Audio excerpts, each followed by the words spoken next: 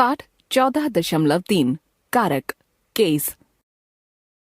वाक्य में जितने भी संज्ञा शब्द आते हैं उनका वाक्य की क्रिया के साथ कोई न कोई संबंध अवश्य होता है। कोई संज्ञा उस क्रिया को पूरा करने का काम करती है, किसी संज्ञा पर उस क्रिया का प्रभाव पड़ता है, कोई संज्ञा उस क्रिया के पूरा होने में साधन का कार्य करती है, तो कोई संज्ञा उस क्रिया के घटित होने का आधार बनती है। एक उदाहरण से इस बात को समझने की कोशिश कीजिए। बच्चे ने बोतल से दूध पिया। इस वाक्य की क्रिया है पीना। इसको पूरा करने में 3 संज्ञाएं बच्चा, बोतल तथा दूध अपनी अपनी भूमिकाएं निभा रही हैं। पीने का काम करने वाली संज्ञा है बच्चा, पिए जाने वाली वस्तु है दूध तथा दूध पिए जाने का साधन है बोतल। कहने का तात्पर्य यही है कि पीना क्रिया के साथ वाक्य की तीनों संज्ञाएं किसी न किसी संबंध से जुड़ी हुई हैं। व्याकरण में इसी संबंध को कारक कहते हैं। अब प्रश्न उठता है कि वाक्य की संज्ञाओं और क्रिया के बीच के इस संबंध को कैसे पहचाना जाए। वास्तव में हर भाषा इस संबंध को अलग अलग ढंग से व्यक्त करती है। हिंदी में इस संबंध को परसर्गों ने, से, को, पर आदि चिन्हों के माध्यम से व्यक्त किया जाता है। अतः परसर्गों को कारकीय चिन्ह भी कहते हैं। कारक की परिभाषा। कारक वह व्याकरणिक कोटि है जो यह बताती है कि वाक्य की क्रिया के साथ उस वाक्य में प्रयुक्त संज्ञाओं का क्या संबंध है। कारक भेद प्रभेद। वाक्य में संज्ञाओं और क्रिया के बीच के संबंध की प्रकृति को ध्यान में रखकर संस्कृत के प्राचीन वैयाकरणों ने कारकों के 6 भेद किए थे। कर्ता कारक वह संज्ञा जो क्रिया को पूरा करने का काम करती हो। कर्म कारक वह संज्ञा जिस पर क्रिया का फल या प्रभाव पड़ता हो। करण कारक वह संज्ञा जो क्रिया को पूरा करने में साधन का कार्य करती हो। संप्रदान कारक जिस संज्ञा के लिए क्रिया घटित होती हो। अपादान कारक जिस संज्ञा से किसी अन्य संज्ञा के अलग होने का भाव प्रकट होता हो।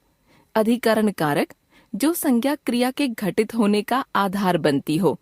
आगे चलकर इस सूची में 2 नाम और जोड़ दिए गए। संबंध कारक 2 संज्ञाओं के बीच का संबंध। संबोधन कारक वह संज्ञा जिसे वक्ता द्वारा संबोधित किया जाए। अब इन सभी कारकों तथा उनके कारकीय चिन्हों के बारे में हम विस्तार से चर्चा करेंगे। कर्ता कारक नॉमिनेटिव केस। कारकीय चिन्ह शून्य, ने, से, के द्वारा। वाक्य में संज्ञा या सर्वनाम के जिस रूप से। अधिकरण कारक लोकेटिव केस। कारकीय चिन्ह में, पर, ऊपर, के नीचे, के पहले, के बाद आदि। क्रिया जिस स्थान या समय पर घटित होती है उस स्थान या समय के लिए जो संज्ञा आधार बनती है वह अधिकरण कारक में कही जाती है। जैसे बच्चा छत पर बैठा है। वाक्य में छत संज्ञा बच्चे के बैठने का आधार बनी है। अतः यहाँ संज्ञा छत अधिकरण कारक में है तथा क्रिया के साथ उसके इस संबंध को बताने वाला कारकीय चिन्ह है पर। उदाहरण कारकीय चिन्ह बच्चे छत पर खेल रहे हैं। इस समय वह घर पर मिलेगी। पर बिल्ली रसोई में है। हम गर्मियों में शिमला जाएंगे। में वह मेज के ऊपर बैठा है। तुम मेज के नीचे छुप जाओ। के ऊपर, के नीचे। समय के साथ में, पर परसर्ग तो लगते ही हैं। कभी कभी को का भी प्रयोग किया जाता है। जैसे मेरी छुट्टियां जून में होंगी। वह दोपहर को पहुंचेगी। कारकीय चिन्ह में या को। मेरी ट्रेन 10:20 पर पहुंची। पर संबंध कारक जेनेटिव केस। कारकीय चिन्ह का, के, की, रा, रे, री। जहाँ किसी संज्ञा या सर्वनाम का किसी दूसरी संज्ञा या सर्वनाम के साथ संबंध दिखाया जाता है वहाँ वे संज्ञा या सर्वनाम संबंध कारक में होते हैं। जैसे रमेश का भाई बीमार है। वाक्य में रमेश तथा भाई दोनों संज्ञाओं के बीच के संबंध को का परसर्ग से दिखाया गया है। यहाँ संज्ञा रमेश दूसरी संज्ञा भाई के साथ संबंध कारक में है। उदाहरण कारकीय चिन्ह। ये बच्चों की किताबें हैं। उसने लकड़ी का मकान बनवाया है। का, के, की। तुम्हारे घर में कौन कौन है? मेरी बेटी लंदन में रहती है। रा, रे, री। संबोधन कारक वोकेटिव केस। कारकीय चिन्ह हे, रे, अरे, ओ आदि।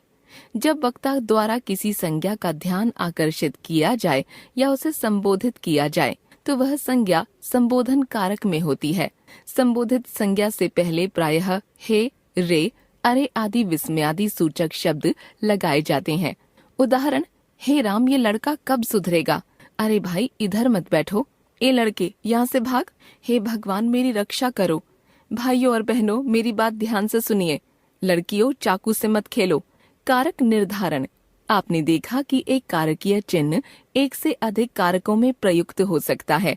जैसे को परसर्ग कर्म कारक में भी आता है और कर्ता कारक में भी, या से परसर्ग कर्ता कारक, करण कारक तथा अपादान कारक तीनों में आ सकता है। अतः केवल चिन्ह देखकर किसी भी कारक का निर्धारण मत कीजिए। कारक निर्धारण से पहले अर्थ को समझिए तथा यह देखने की कोशिश कीजिए कि वाक्य में आई संज्ञाएं उस वाक्य की क्रिया को पूरा करने में क्या भूमिका निभा रही हैं। कर्ता कारक, करण कारक तथा अपादान कारक में अंतर। कर्ता कारक, करण कारक तथा अपादान कारक तीनों कारकों को व्यक्त करने के लिए से चिन्ह का प्रयोग किया जाता है। परंतु ध्यान रखिए, कर्ता कारक में से परसर्ग केवल अकर्तरीवाच्य पैसिव के वाक्यों में ही आता है। जैसे भाई साहब से काम नहीं किया जाता, लड़कियों से चला नहीं जाता। करण कारक में से परसर्ग जिस निर्जीव संज्ञा के बाद आता है उसे क्रिया को किए जाने का साधन, इंस्ट्रूमेंट बना देता है। जैसे बच्चे ने कलम से लिखा, उसने चाकू से सेब काटा।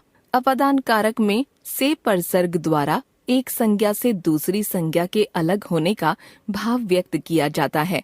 जैसे वह कमरे से बाहर निकले, पेड़ से पत्ते गिरे। हमने सीखा, वाक्य में प्रयुक्त संज्ञाओं का उस वाक्य की क्रिया के साथ जो संबंध है उसे कारक कहते हैं। यह संबंध इस आधार पर तय होता है कि वाक्य में कौन सी संज्ञा क्या प्रकार्य कर रही है तथा क्रिया को पूरा करने में क्या सहयोग प्रदान कर रही है। संज्ञा तथा क्रिया के बीच के संबंध को हर भाषा अलग अलग ढंग से व्यक्त करती है। हिंदी में यह संबंध परसर्गों या कारकीय चिन्हों से व्यक्त किया जाता है। हिंदी में कुल 8 कारक, पहले 6 फिर 8 माने गए हैं। कर्ता, कर्म, करण, संप्रदान, अपादान, अधिकरण, संबंध तथा संबोधन। प्रत्येक कारक को व्यक्त करने वाले अलग अलग कारकीय चिन्ह हैं। कुछ कारकीय चिन्ह एक से अधिक कारकों में भी प्रयुक्त हो सकते हैं। अतः केवल चिन्ह देखकर कारक का निर्धारण नहीं करना चाहिए।